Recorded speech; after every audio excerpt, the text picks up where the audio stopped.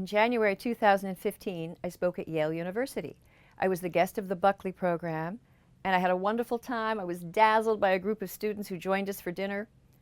But a few days after, the Yale Women's Center issued an official statement about my lecture.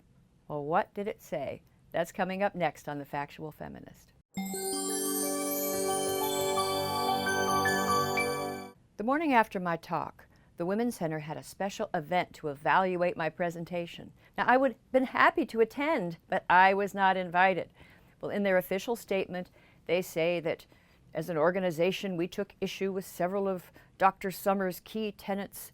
Sommers describes gender roles as biologically innate rather than also constructed through culture and socialization. They deemed my position potentially dangerous and even xenophobic. Dangerous and xenophobic? No! Here is my factual feminist official statement. Men and women, taken as groups, are different in important respects, and these differences appear to be based on some yet-to-be-understood combination of biological and cultural forces.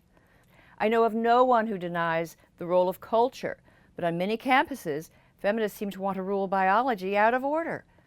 Now, as I said in my lecture, we have to be vigilant about expanding gender roles and allowing people to defect from the conventions of masculinity or femininity, if that's what they want to do. On the other hand, I also said that we have to be tolerant of those who embody them.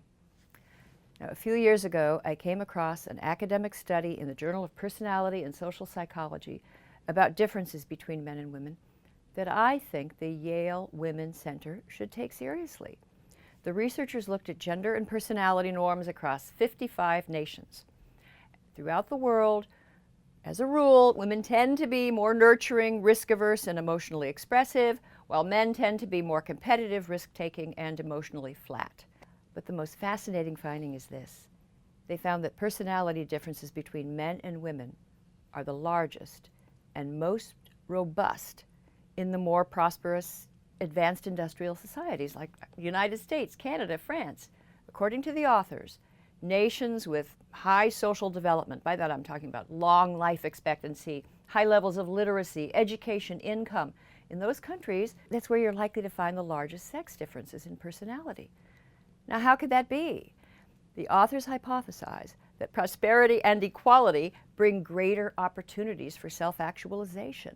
So men and women are empowered to be who they truly are.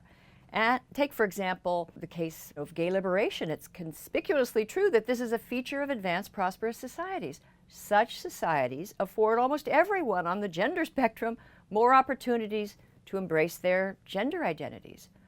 Now, this cross-cultural research, it's not conclusive, but it's so intriguing. And just think, what if gender differences can be a sign not of oppression, but of well-being, of freedom, and genuine equality?